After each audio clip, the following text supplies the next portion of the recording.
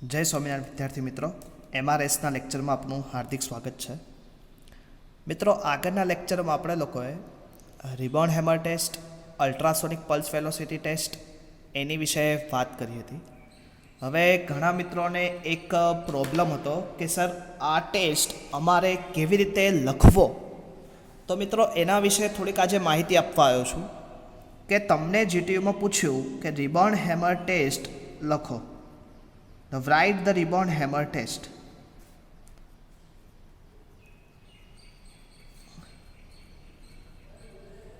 તો કે રિબોન hammer test sir અમને પૂછ્યો તો અમારે એમાં કયા પોઈન્ટ લખવાના? તો સૌથી ફર્સ્ટ પોઈન્ટ તમારે લખવાનું કે એનું ઓરિજિન અથવા તો એનો ઇન્વેન્ટર કોણ છે, કે આ ટેસ્ટના શોધક કહેવાય ગુજરાતીમાં એને શોધક તમારે જેવું લખાઈ જાય એટલે પછી લખવાનું કે આ રિબોન હેમર ટેસ્ટનો પ્રિન્સિપાલ શું છે. ઓલરેડી એ દિવસના લેક્ચરમાં આપણે શોધ્યું હતું principal action against reaction. Clear? તો કે ઇલાસ્ટિક અપોન માસ ડેન્સિટીની અંડર રૂટ ઓફ એનું હતું, આપણે વાત કરી હતી under root of E upon density અથવા તો રો. ક્લિયર? તો પ્રિન્સિપાલ લખવાનું. નેક્સ્ટ એની પ્રોસેસ લખવાની. ક્લિયર? પ્રોસેસ જેવી એની પૂરી થાય એટલે કે વિચ કેન બી પ્રોસેસ. પછી પ્રોસેસ પહેલાં અહીંયા તમારે છે ને પ્રિન્સિપાલ પછી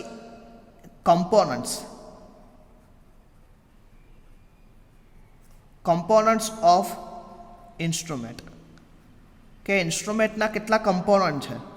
પ્લન્જર, પછી ટ્યુબ, પછી બબલ ટ્યુબ કે જેનાથી તમે મેઝરમેન્ટ કરો છો, એ that is all are components of instrument. એ પછી એની process of practical. Clear? Process જેવી પૂરી થાય એ પછી એનું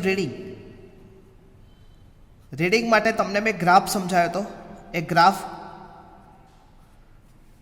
ગ્રાફ જેવો તમારે થઈ જાય એ પછી એનું ફાઇનલ રિઝલ્ટ એનાલિસિસ.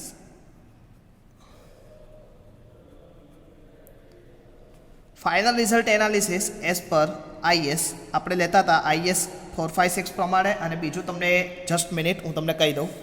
એક આપણે જે રિબોન હેમર ટેસ્ટ કર્યો હતો એ રિબોન હેમર ટેસ્ટ માટે આપણે જે કોડ યુઝ કર્યો હતો એ કોડ હું તમને કહું 13311 પાર્ટ 2. યાદ રાખજો, કોમ્પિટિટિવ એક્ઝામમાં જો તમે તૈયારી કરવા માંગતા હોય તો આ યાદ રાખવું પડશે. 13311 એ પાર્ટ 2 છે, એ રિબોન હેમર માટે છે, રિબાઉન્ડ હેમર. અને પાર્ટ 13311 પાર્ટ 1 છે મિત્રો, એ તમારો જે પાર્ટ 1 છે એ તમારો અલ્ટ્રાસોનિક પલ્સ વેલોસિટી માટે. ક્લિયર? યાદ રાખજો. તો ફાઇનલ રિઝલ્ટ એનાલિસિસ આ સાથે ફાઇનલ કન્ક્લુઝનમાં તમારે લખવાનું કે આ ટેસ્ટથી કઈ રીતે ઉપયોગી છે, કઈ રીતે નથી ઉપયોગી. ઓકે? તો આ શું હતું? રિબોન હેમર ટેસ્ટના આ 4 પોઈન્ટ તમે લખો. 4 પોઈન્ટની અંદર બે ચાર પોઈન્ટ લખશો ને તો બી એક અલગ ઇફેક્ટ પડશે. ક્લિયર? મેં તમને પહેલાં જ કીધું હતું, first impression is last impression. કોઈ બી ક્વેશ્ચનનો આન્સર ઓછું લખવા સાથે તમે કેવી રીતે એને સુશોભિત કરીને નવા આઈડિયા પ્રમાણે લખો છો ને તે મોટું ઇમ્પોર્ટન્ટ છે. ક્લિયર? એમાં તમને ઓછી મહેનતે વધારે માર્ક્સ મળી જશે. ઘણા વિદ્યાર્થીઓ મેં જોયા છે તમારા ક્લાસમાં, ઘણા બ્રિલિયન્ટ છોકરાઓ પણ છે કે એ લોકો શું કરે, ફકરા વાઇઝ આખું લખી નાખે. પણ યાદ રાખો મિત્રો, તમે જો ફકરા કે પેરેગ્રાફમાં લખો છો ને તો કોઈ રીડ નથી કરતું. ક્લિયર? એટલું તમને જ નુકસાન થાય. એની કરતાં એક પોઈન્ટ ટુ પોઈન્ટ, એક સ્પેસિફાઈ પોઈન્ટની અંદર એના પેટા પોઈન્ટ લખો, એક સ્પેસિફાઈ પોઈન્ટ એમાં એનું પોઈન્ટ લખો, એક સ્પેસિફાઈ પોઈન્ટ, તો એક શું થશે, એક સારું એવું ડિફાઇન થશે. ક્લિયર? તો આ વસ્તુ મારે બાકી રહી હતી, એ વસ્તુ આપણે અહીંયા તમને ખાસ હજી બી જોઈ લો એક વખત ફરીથી.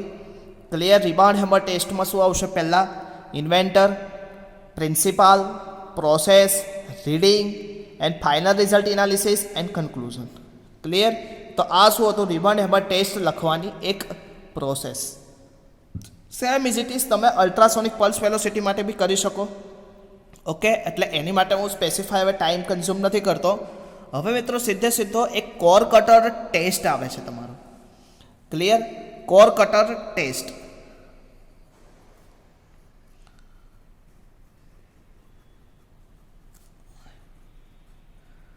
હવે મેં એ દિવસે જ તમને કીધું હતું આપણે બે પ્રકારના ટેસ્ટ કરીએ છીએ મિત્રો. એક ટેસ્ટ કેવો છે કે ડિસ્ટર્બ સેમ્પલ, અને બીજો સેમ્પલ છે અનડિસ્ટર્બ સેમ્પલ, કે જે NDT non destructive evolution test જે હતા, rebound hammer test, ultrasonic test, pull out test. તો આ બધા ટેસ્ટ મેઝરેબલી કેવા કહેવાય?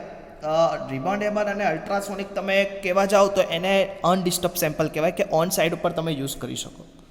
પણ એ પછીના જે આજે હું ટેસ્ટ જે લેવા જાઉં, કોર કટર ટેસ્ટ અથવા તો પુલ આઉટ ટેસ્ટ, તો કે આમાં શું કરવું પડે? એક કોર, કે કોઈ બી એક સ્ટ્રક્ચર છે, સ્ટ્રક્ચરની કોરને તમે કટિંગ કરીને લાવો છો, એટલે કે એ સેમ્પલને તમે ડિસ્ટર્બ કરો છો, અને ડિસ્ટર્બ સેમ્પલને તમે શું કરો છો? લેબોરેટરીમાં લઈને આવો, એનો ટેસ્ટ કરો છો. ખાસ એક વસ્તુ એના ફેક્ટર ઓફ ફેક્ટિંગ છે, પણ હું અત્યારે એનું ડિસ્કસ વધારે ટાઈમ કન્ઝ્યુમિંગ નહીં કરતા, કેમ કે એ એટલો ઇમ્પોર્ટન્ટ ટેસ્ટ નથી કે જેટલો રિબાઉન્ડ હેમર ને અલ્ટ્રાસોનિક છે. પણ એટલીસ્ટ તમને એનો ખ્યાલ આવે એની માટે હું થોડુંક અહીંયા ડિસ્કસ કરું છું. એટલે ખાસ એક વસ્તુ છે કે જે તમારો જે ટેસ્ટ હોય કોર સેમ્પલિંગ ટેસ્ટિંગ, એને મોસ્ટલી તમે કમ્પ્રેસિવ સ્ટ્રેન્થ માટે યુઝ કરો છો, અને એ ટેસ્ટ ઓલરેડી તમે કોન્ક્રીટ ટેકનોલોજીમાં ઓલરેડી મિત્રો તમે ભણી ગયેલા છો, અને આપણો એક લેક્ચર હશે એ થોડોક તમે રિવાઇઝ કરી લેજો, અથવા તો એવું હશે તો હું એ લેક્ચરને ફરીથી હું અહીંયા થોડોક અપલોડ કરી દઈશ, કેમ કે એ ટાઈમ કન્ઝ્યુમિંગ ના કરતા, કેમ કે મોસ્ટલી આ બે સબ્જેક્ટ કેવા છે, એકબીજા જોડે કોલેબરેટિંગ સબ્જેક્ટ છે. જો તમે આની પછીનું રિપેર, રિહેબિલિટેશન, રેટ્રોફિટિંગ ટોપિક આવશે, એમાં મારા ઘણા ટોપિકો એવા હશે કે સિટીમાં ઓલરેડી આપણે લર્ન કરી દીધા હશે, તો અહીંયા થોડુંક રિવિઝન બેઝ જ ચાલશે. એટલે rebound hammer test, ultrasonic pulse velocity test એ આપણે ડિટેલ સમજવા પડે એવા હતા. કોર કટર ટેસ્ટ ઓલરેડી તમે શું કર્યું છે, એનું સ્ટડી આઉટ કરેલું છે, કે કોર કટર ટેસ્ટમાં તમે શું કરો છો? એક સેમ્પલ લો છો, સેમ્પલ લઈને તમે એનું શું ફાઇન્ડ કરવા માંગો છો? સ્ટ્રેન્થ ડિટર્મિનેશન કરવા માંગો છો, ડેન્સિટી ડિટર્મિનેશન કરવા માંગો, water absorption, permeability, indirect tensile strength, depth of carbonation, બીજા ઘણા બધા એનાલિસિસ કે તમે એને શું કરવા માંગો છો? સ્ટડી કરવા માંગો છો. Just minute. એટલે એ બધા ટેસ્ટ કે જે આપણે થોડાક લખી દઉં તમને, કે કોર કટર ટેસ્ટ આપણે શેની માટે યુઝ કરીએ છીએ? The core cutter test can be used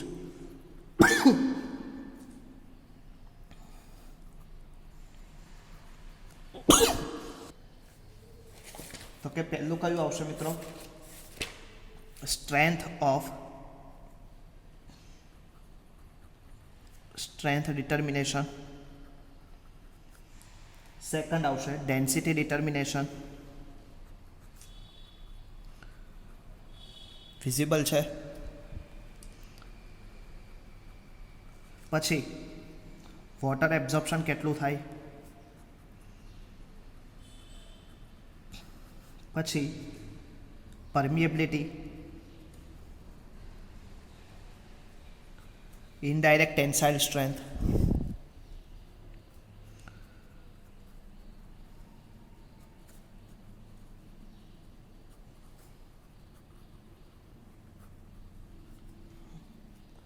depth of carbonation of concrete, આપણે ઓલરેડી આગળ ભણવાનું આવશે આનું.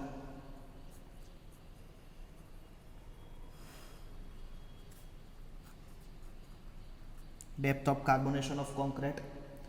પછી sample of chemical analysis,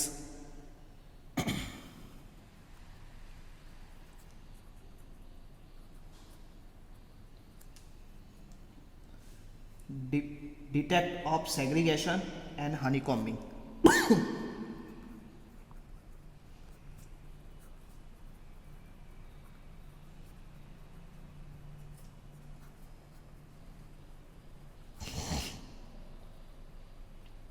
okay, પછી આવશે verify the thickness of payment.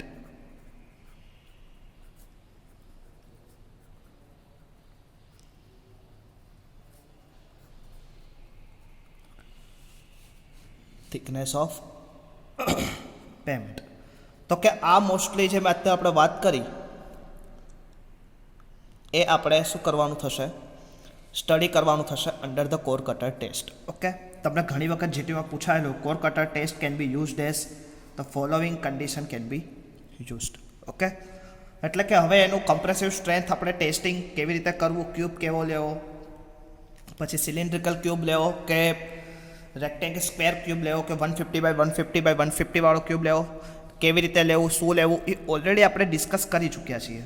Okay, એટલે હવે સીધું મિત્રો અહીંયાથી આપણે second chapter half cell potentiometer એક ટેસ્ટ આવે છે, પછી એટલો બધો ઇમ્પોર્ટન્ટ આપણે એના કન્સિડરેશન કરતા સીધો આપણે સેકન્ડ ચેપ્ટર કે જે સૌથી મોસ્ટ ઇમ્પોર્ટન્ટ ચેપ્ટર છે, કે જે ચેપ્ટરનું નામ છે durability and serviceability of concrete, એને આપણે કન્સિડર કરીએ સીધું. તો નેક્સ્ટ ટોપિક આપણે લઈએ, નેક્સ્ટ ટોપિક આજે આપણે લઈએ durability and serviceability of concrete.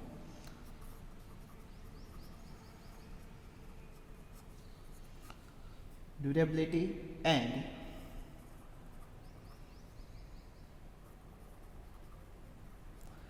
સર્વિસેબિલિટી of concrete. મિત્રો durability and serviceability of concrete, એમાં આપણે પહેલાં સમજવું ડ્યુરેબિલિટી એટલે શું, પછી આપણે સર્વિસેબિલિટી વિશે સમજશું. પણ ડ્યુરેબલ કોન્ક્રીટ, ડ્યુરેબિલિટી એટલે શું, પહેલાં એક ક્વેશ્ચન થાય કે ડ્યુરેબિલિટી એટલે શું. ડ્યુરેબિલિટી એટલે કે કોઈ બી કોન્ક્રીટ હોય એની સરફેસ ઉપર શું થાય, આપણે તમે કોઈ બી સરફેસ ઉપર જેમ જેમ સમય જતો જાય એમ શું થાય, એની પર કંઈક ને કંઈક રીતે ડિટોરિએશન પ્રોસેસ થતી જાય. હવે ડ્યુરેબિલિટી એટલે શું થાય કે જે ડિટોરિએશન પ્રોસેસ છે એ ના થાય અથવા તો થાય તો એની સામે રેઝિસ્ટ કરે, તો એવું તમે કોન્ક્રીટ બનાવો કે ડ્યુરેબિલિટી પ્રોસેસની સામે રેઝિસ્ટ કરે, એટલે કે ટકાઉપણું આપે. ક્લિયર? એટલે ડ્યુરેબિલિટી એટલે જ એનું બીજું નામ ટકાઉપણું. કોન્ક્રીટ ડિટોરિએશન થયા વગર એક લોંગ લાઈફ સુધી શું રહે, લોંગ લાઈફ ટકી રહે. કે લોંગ લાઈફ શું રહે કે સેમ એઝ ઇટ ઇઝ જે સ્ટ્રેન્થ ગવર્ન કરે છે સ્ટ્રેન્થ ગવર્ન કરતો રહે અને રેઝિસ્ટ કરે કોને, ડ્યુરેબિલિટીને. ક્લિયર? એટલે કે કોન્ક્રીટનું ટકાઉપણું એટલે કે કોન્ક્રીટના ડિટોરિએશન થયા વગર yearly many of year can be resist that, એને આપણે શું કહીએ છીએ, ડ્યુરેબિલિટી. પણ આ એની પ્રોપર ડેફિનેશન નથી. ક્લિયર? તો કે પ્રોપર ડેફિનેશન માટે ડ્યુરેબિલિટી એટલે શું, તો આપણે એને સમજવાનો પ્રયત્ન કરીએ. Can be visible? Okay.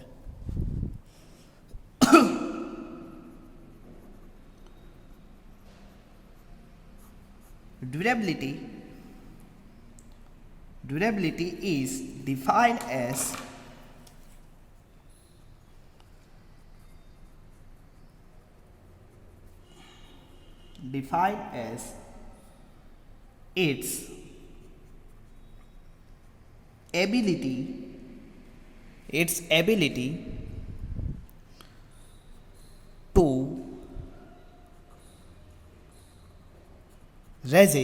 its ability to resist,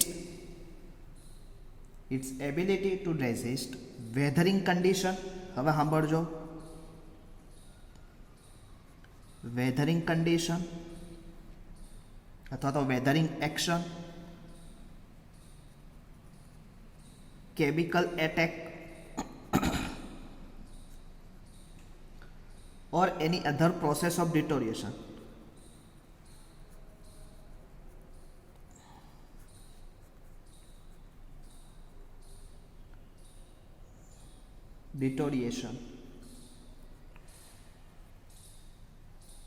Durability is defined as ability to resist weathering condition, chemical attack or other process of deterioration. આ ત્રણેય process ability to resist, durability કોને રેઝિસ્ટ કરે છે, તો કે વેધરિંગ કન્ડિશન, કેમિકલ એટેક અને અધર process of ડિટોરિએશનને શું કરે, રેઝિસ્ટ કરે. Resist for this factor. હવે જો આ ડેફિનેશન આપણે ગોખતા નથી, સમજીએ છીએ. Clear?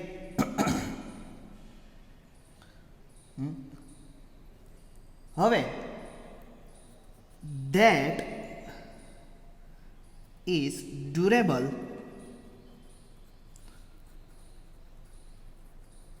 that durable concrete will retain its original form,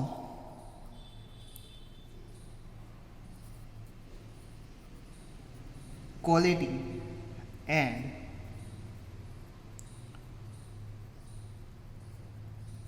serviceability when exposed to its environment. Durability is defined as ability to resist weathering condition, chemical attack, other process of deterioration. That is, durable concrete with retain its original form, quality and serviceability when exposed to its environment. એટલે કે durability એટલે શું થાય કે durability એટલે કે તમારી કોન્ક્રીટની surface છે એ વેધરિંગ કન્ડિશનમાં, કેમિકલ એટેકમાં, અધર પ્રોસેસ ઓફ ડિટોરિએશન કે જેથી ખવાણ થતી એવી ગમે પ્રોસેસની સામે શું કરે, રક્ષણ કરે. હવે રક્ષણ તો કરે પણ સાથે સાથે શું કરે કે જે એની મૂળ સ્થિતિ કે જેઓ એની સરફેસિંગ છે એને રિટેન કરે, એની જે ક્વોલિટી છે એ ક્વોલિટીને રિટેન કરે, એની જે સર્વિસેબિલિટી છે એ સર્વિસેબિલિટીને એક્સપોઝડ કન્ડિશન સુધી, exposed when exposed to its environment. Clear? Serviceability when exposed to its environment. Okay, expose કરી આપે. Clear? તો ખાસ એક વસ્તુ, durability is the defined as ability to resist weathering condition, chemical attack and other process of deterioration. That is, durable concrete will retain its original form, quality, serviceability when exposed to its environment. હવે એક વખત આમાંથી જીટીયુમાં question પૂછાયેલો કે durability એટલે શું, એ તો એક વખત પૂછાયેલું જ હતું, પણ સાથે સાથે એક વખત શું કરે, કયા ફેક્ટરને રેઝિસ્ટ કરે, કે તમે ડ્યુરેબિલિટી કોને રેઝિસ્ટ કરે, તો durability is resist weathering condition, chemical attack and other process of deterioration. એટલે મેં આ ડેફિનેશનમાંથી આ 3 પોઈન્ટને મેં શું કર્યું, કાપીને તમને અલગ રાખ્યા અને 3 લાઇનમાં લખ્યા. ક્લિયર? આવડશે? Durability is defined as ability to resist weathering condition, chemical attack, other process of deterioration. That is, durable concrete will retain its original form, quality, serviceability when exposed to its environment. Clear? યાદ રહેશે કે સાહેબ આ તો ડ્યુરેબિલિટીની વાત થઈ, પણ સાથે સાથે સર્વિસેબિલિટી એટલે શું? સર્વિસેબિલિટી, હવે સર્વિસ એબિલિટી એટલે શું થાય કે કોઈ બી વસ્તુને તમે બનાવો છો, કયા પર્પઝથી બનાવો છો અને કયા પર્પઝ તો છે પણ એને શું કામથી બનાવો છો, એટલે કે એને કયું વર્ક એલોટેડ કરેલું છે. તો કે આ ત્રણેય કન્ડિશનો ફૂલફિલ થાય, ક્લિયર, એની માટેની એક કન્ડિશન હોય. તો કે એની માટે કન્ડિશન તો હોય, પણ સાથે સાથે કેટલા ટાઈમ ગાળા કે વધુમાં વધુ એ કેટલા ટાઈમ સુધી એ પ્રોવાઈડ કરી શકશે, તો ધેટ્સ ટાઈમ ઇઝ કોલ્ડ સર્વિસેબિલિટી. હવે તમે એક વાત કરીએ આપણે એક એક્ઝામ્પલ લઈને કે તમે લોકો અત્યારે ઉનાળાની ગરમી છે, એસી લાવો છો, એસી તમને ઠંડક આપે, પણ ઠંડક આપે પણ એની સામે તમારે એનું કંઈ મેન્ટેન કરવું પડે. ક્લિયર? પણ મેન્ટેન ના કરવું પડે તેમ છતાં મેન્ટેન તમે કરતા નથી, ચલો આપણે લોકો મેન્ટેન એને કરતા નથી, તો એ કેટલા સમય સુધી એની સર્વિસેબિલિટી આપશે? એટલે કે જે ઓરિજિનલી સર્વિસેબિલિટી આપવાનું હતું એની કરતાં પહેલાં જ શું કરશે, એ અટકી પડશે.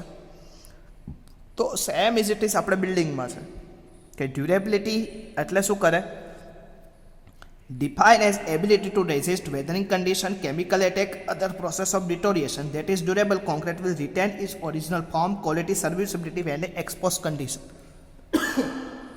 તમને બીજી રીતે સમજાવવાનો પ્રયત્ન કરું. આપણે લોકો ચોમાસાના સિઝન પછી કલર કરાવીએ છીએ, યાદ છે? ઘરને દિવાળી પહેલાં આપણે એમ કે દિવાળી પે આવે એટલે કલર પર એવું નથી હોતું. ચોમાસાની સિઝન જાય પછી હવે શિયાળાની સિઝન આવે, એની વચ્ચેના આપણે ઘરમાં ધૂમ ખેરીને કલર કરીએ છીએ. એનું રીઝન છે કે ચોમાસાના પાણીને લીધે શું થયું હશે, કંઈક ને કંઈક અંશે કોન્ક્રીટને અસર થઈ હશે, કોઈક જગ્યાએ તમને શું થયું હશે, પાણી અંદર પરમિબલ થઈ ગયું હશે, ડ્યુરેબિલિટી ઘસારો ટકાઉપણું આવ્યું હશે, ઘસારો થયો હશે, તો કે આ ઘસારાને રિમૂવ કરીને તમે એને શું કરો છો, ફરીથી એનું મેન્ટેન કરો છો, એટલે કે ફરીથી શું કરશે, લાંબો ગાળો માટે ટકી રહેશે. તો કે હવે એની સર્વિસિબિલિટી ઇન્ક્રીઝ થઈ જશે.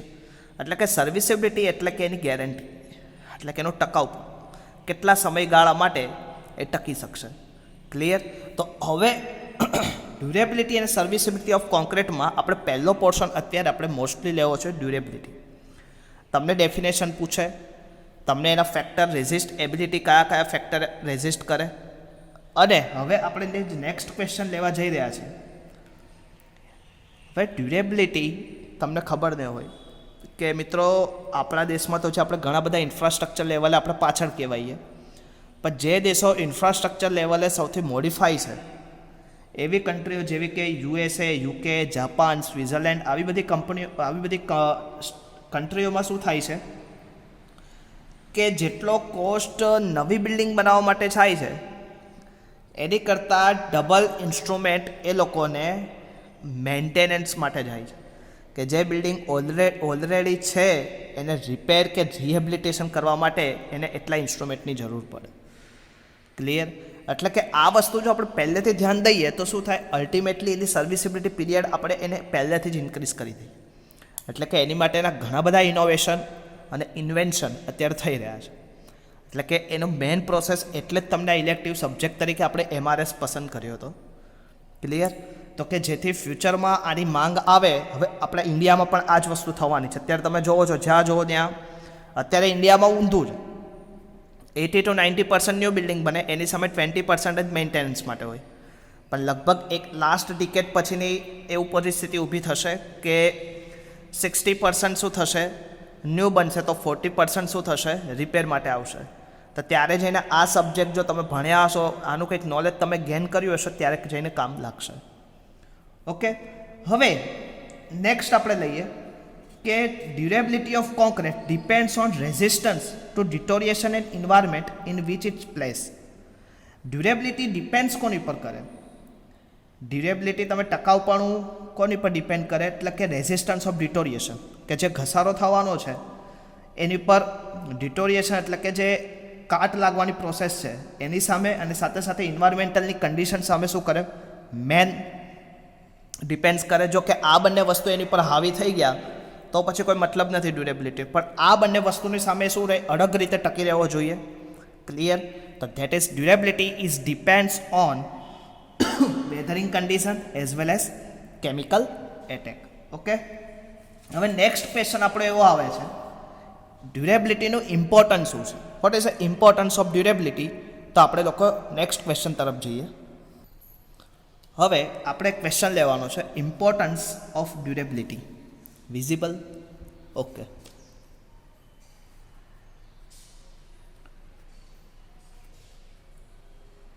ઇમ્પોર્ટન્સ ઓફ ડ્યુરેબિલિટી, કે ડ્યુરેબિલિટીનું ઇમ્પોર્ટન્સ કઈ જગ્યાએ છે, કઈ જગ્યાએ મહત્ત્વનો ફાળો આપે છે ડ્યુરેબિલિટી. તો ફર્સ્ટ ઓફ ઓલ આપણે એને ભણતા પહેલાં થોડુંક આપણે એક શીખી લઈએ ડ્યુરેબિલિટીનું ઇમ્પોર્ટન્સની વાત આપણે કરીએ તો કે ડ્યુરેબિલિટીનું ઇમ્પોર્ટન્સ એ કોની પર આધાર રાખે, તો કે property of concrete. Durability is important property of concrete affected economy, serviceability, maintenance of concrete. તો પહેલો પોઈન્ટ તમારો આવશે પ્રોપર્ટી ઓફ કોન્ક્રીટ. હવે પ્રોપર્ટી ઓફ કોન્ક્રીટ, જો તમારી જેટલી પ્રોપર્ટી ઓફ કોન્ક્રીટ સારી હશે એ અફેક્ટ કોની ઉપર કરશે, ઇકોનોમી, સ્ટ્રેન્થ ઉપર તો કરશે જ, અને સાથે સાથે સર્વિસેબિલિટી ઉપર પણ કરશે. અને સર્વિસેબિલિટીની એડમાં એક આપણે હમણાં જ મહત્વનો પાર્ટ લીધો, મેન્ટેનન્સ. ક્લિયર? તો આ વસ્તુ પ્રોપર્ટીઝ ઓફ કોન્ક્રીટ, પહેલો પોઈન્ટ ઇમ્પોર્ટન્સ ઓફ ડ્યુરેબિલિટીમાં. સેકન્ડ પોઈન્ટ આપણે વાત કરીએ એન્વાયરમેન્ટલ ફેક્ટર.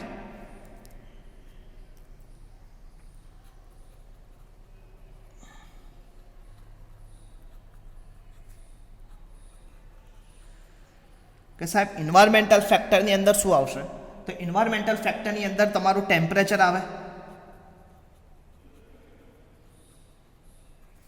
પછી તમે ટેમ્પરેચર પછી શું આવે? રેન, વરસાદને લીધે, પછી સ્નો, પછી હ્યુમિડિટી, વાતાવરણમાં રહેલ ભેજ, પછી તો કે એવા ઘણા બધા ફેક્ટર. હવે આ બધા ફેક્ટરની લીધે શું થાય? જો તમે સમજે, ટેમ્પરેચર વધે અને ઘટે, ટેમ્પરેચર ઇન્ક્રીઝ થાય અથવા તો ટેમ્પરેચર ઇન્ક્રીઝ થાય તો એક્સપાન્શન થશે, ટેમ્પરેચર ડિક્રીઝ થશે તો કોન્ટ્રાક્શન થશે. આવી રીતે એક્સપાન્શન અને કોન્ટ્રાક્શનને લીધે શું થશે? એની અંદર ક્રેક ડેવલપ થશે. બીજું આપણે પોર્શન રેનને લીધે શું થશે? પાણીનું પરમિએબલ થશે, એટલે કે આ જ પાણી જોડે અંદરના કોઈ એક્સપોઝર કેમિકલ એટેકને લીધે સરફેસને ઉપર શું થશે? કેમિકલ કમ્પાઉન્ડને જોડે કેમિકલ પ્રોસેસ ક્રિએટ થશે, એને લીધે ડિટોરિએશન થશે. સ્નોને લીધે સ્નો જમા થશે, પછી જેમ જેમ સમય જશે એટલે પહેલાં ફ્રોઝન સ્ટેટમાં હોય, પછી એનું મેલ્ટિંગ થશે, મેલ્ટિંગ થઈને સેમ ઇઝ ઇટ પ્રોસેસ રેન જેવી થશે. હ્યુમિડિટી, વાતાવરણમાં સતત ભેજનું પ્રમાણ હોય, બાષ્પનું પ્રમાણ હોય, તો કે એની લીધે શું થશે? આ બાષ્પને લીધે જે સરફેસ ઓફ કોન્ક્રીટને જોડે શું થશે? એક કેમિકલી રિએક્ટિવ પ્રોસેસ થશે અને એની લીધે ડિટોરિએશન થશે. તો કે આ બધા ફેક્ટર બી શું થાય? ઇમ્પોર્ટન્સ, ડ્યુરેબિલિટી જો સારી એવી હશે તો ઇન્વાયરમેન્ટલ કન્ડિશનની સામે શું થશે? પ્રોડક્ટિવ ઇફેક્ટ આપશે. લાસ્ટ આપણે આગળ જોઈએ. હવે બીજા ઘણા બધા એટેક આપણે જે લઈએ કે કેમિકલ કમ્પાઉન્ડ.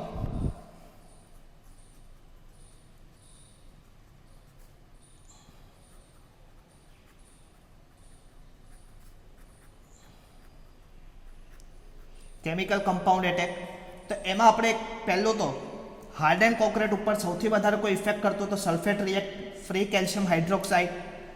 પછી બીજું આપણે જઈએ તો સૌથી મોસ્ટ ઇમ્પોર્ટન્ટ સલ્ફેટ એટેક, પછી alkali aggregate reaction,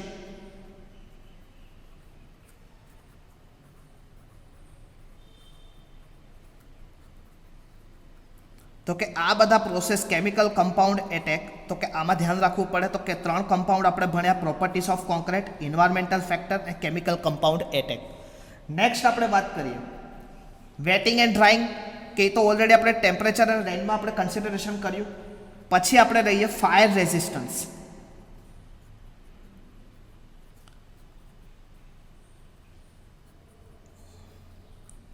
fire resistance પછી આમાં આપણે કેમિકલ કમ્પાઉન્ડમાં એક વધારાનું લખી દઈએ, એસિડ એટેક. ક્લિયર? તો કે આ બધા પ્રોસેસ શું છે? Importance of durability. ડ્યુરેબિલિટીનું ઇમ્પોર્ટન્સ ક્યારે ખબર પડે? કે આ બધી વસ્તુની સામે જો આપણને રક્ષણ આપે ત્યારે આપણને ડ્યુરેબિલિટીનું ઇમ્પોર્ટન્સ ખબર પડે. તો એની માટે હવે આ બધી પ્રોસેસની સામે કંઈક ના કંઈક તો એના કંઈક રીઝન તો હશે, કંઈક ડેવલપિંગ થતું તો હશે. તો એ વિશે આપણે સમજવું છે. તો કે that is a factor affecting of durability. કયા કયા ફેક્ટર છે કે જે ડ્યુરેબિલિટી ઉપર અસર કરે? તો એની વિશે આપણે ડિટેલ ચર્ચા કરીએ. તો કે હવે આપણે લઈએ factor that affecting durability of concrete. હા મિત્રો, factor that affecting of durability of concrete. હવે factor that affecting of durability of concrete આપણા બે રીતના આવશે: એક્સટર્નલ અને ઇન્ટરનલ. એક્સટર્નલમાં તમારે શું આવશે? તો કે ફિઝિકલ, કેમિકલ, મેકેનિકલ ફેક્ટર. કે જે એક્સટર્નલ એટલે કે કોઈ બી કોન્ક્રીટ છે, આ કોન્ક્રીટની આ બીમ હું લઉં કે આ સ્પાનનો એક બીમ મેં કન્સિડરેશન કર્યો, તમે સમજવાની કોશિશ કરો. તો કે એક બીમ હશે, આપણે એક બીમ લઈએ, આ બીમ હશે મારો.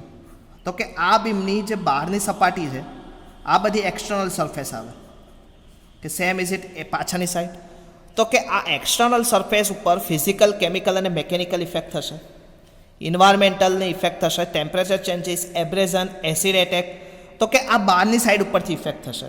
અને બીજા ફેક્ટર ધેટ અફેક્ટિંગ એટલે કે ઇન્ટરનલ સરફેસ ઉપર, તો એમાં આવશે permeability, alkali aggregate reaction and thermal properties. આ આપણે આટલું વસ્તુ આ ચેપ્ટરની અંદર ભણવાનું છે. ક્લિયર? હવે ડ્યુરેબિલિટીની રિક્વાયરમેન્ટ શું? ડ્યુરેબિલિટી કઈ રીતે રિક્વાયર કરે? જરૂરી કેમ? રિક્વાયર કેમ? કે કેમ ડ્યુરેબિલિટીની જરૂર પડે? તો ડ્યુરેબિલિટીને જરૂર એટલા માટે પડે તો કે એક્સપોઝર કન્ડિશન માટે. તો કે freezing throwing, exposure sulphate attack, acid attack, C water. તો કે આ બધાની સામે શું થાય, એક આપણને રેઝિસ્ટ કરી શકે. Requirement of concrete cover, concrete cover માટે જરૂર પડે. Shape and size of member, types of quality of constituent material, compaction, finishing and curing of concrete માટે તમારે ડ્યુરેબિલિટીની જરૂર પડે. ક્લિયર? તો નેક્સ્ટ ટાઈમ મિત્રો આપણે ફરીથી આજે આપણે કયો ટોપિક લીધા, ડ્યુરેબિલિટી એટલે શું, ડ્યુરેબિલિટીના ફેક્ટર કયા છે, ડ્યુરેબિલિટીના ઇમ્પોર્ટન્સ કઈ રીતે છે, ડ્યુરેબિલિટીને રિક્વાયરમેન્ટ કઈ છે, એના વિશે આપણે ડિટેલ ચર્ચા કરી. નેક્સ્ટ ટાઈમ મિત્રો ફરીથી આવશું ત્યારે આપણે એની જનરલ ઇન્વાયરમેન્ટલ એક્સપોઝર કન્ડિશન વિશે વાત કરશું એઝ પર IS 456, અને ત્યારબાદ આપણે પરમિએબિલિટી ઉપર જશું. તો ખાસ મિત્રો સાથે સાથે એક્સ્ટ્રા લેક્ચર દ્વારા નેક્સ્ટ ટાઈમ હું એક એક્સ્ટ્રા લેક્ચર દ્વારા તમને આગળનું થોડું કવર અપ કરી આપીશ. તો ખાસ મિત્રો નેક્સ્ટ ટાઈમ આપણે ફરીથી મળશું, પણ સાથે સાથે આ જે લેક્ચરો એટેન્ડ કરતાં નોટ્સ પ્રિપેર કરતા રહેજો, એસાઇનમેન્ટ લખતા રહેજો, કે જેથી પાછળથી બર્ડન આખું ભેગું ના થાય. તો નેક્સ્ટ ટાઈમ આપણે ફરીથી મળશું. ત્યાં સુધી મિત્રો જય સ્વામિનારાયણ.